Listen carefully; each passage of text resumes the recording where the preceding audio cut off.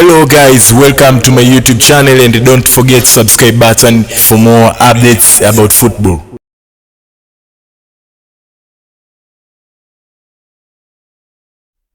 Hello guys, welcome to our YouTube channel and don't forget subscribe button for more updates about the football. Today we have great news for the fans. Please stay with us for a few minutes where we bring you important information about our team new coach. Good news for Kaizer Chiefs fans.